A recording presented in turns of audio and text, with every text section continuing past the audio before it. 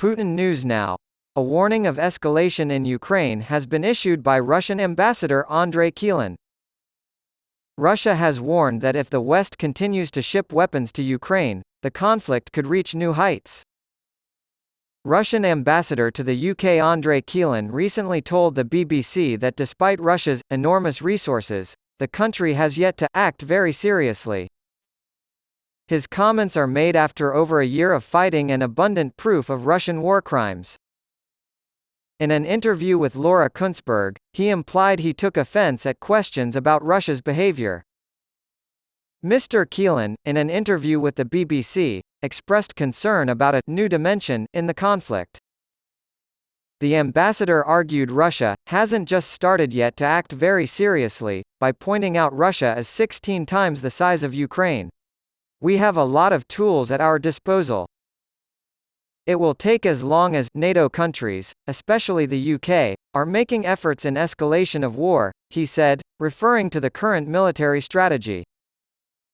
To that, he said, of course, sooner or later this escalation may get a new dimension which we do not need and do not want. Tomorrow is a good day for peace talks. Ukraine's top security official, Alexei Danilov, recently told the BBC that his country is finally prepared to launch its long-awaited counter-offensive against Russian forces, prompting the ambassador to make his remarks. In contrast to Mr. Kelin's assertion that Russia has enormous resources at its disposal, reports from the ground indicate that Russian forces are poorly equipped and poorly trained. Yevgeny Prigozhin, the leader of the Russian Wagner mercenary group, who has played a significant role in the conflict, has issued similar warnings.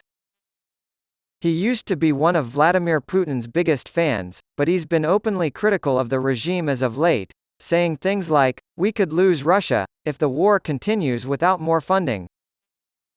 Earlier this month, he took to social media to publicly reprimand Putin's ministers while standing over the bodies of his fallen soldiers. He questioned, "Where is the ammunition? They voluntarily came here to die so that you can get fat in your mahogany cubicles." Mr. Kelin continued to insist that Russia's invasion was a special military operation, while he denied the reality on the ground.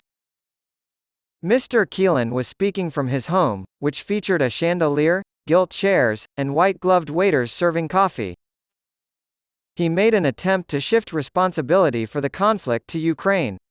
Russian leaders have been using this tired and false argument for over a year to try to rationalize the country's illegal invasion of Ukraine.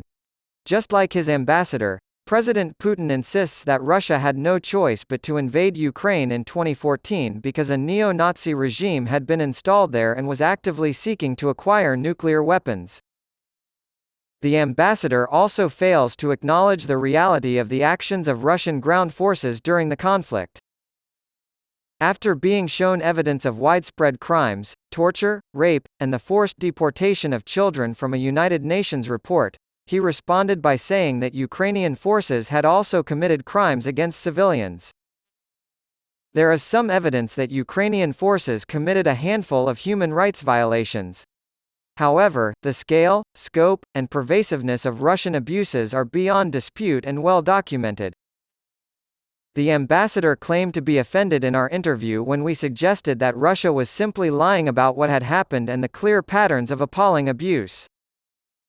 And all he could say in response to the most recent missile attack in Dnipro was, "The problem is that the shooting is going on for 9 years, and every day shooting is going on Luhansk, Donetsk, and all of that," implying that the Western media was ignoring acts being carried out by Ukrainian forces.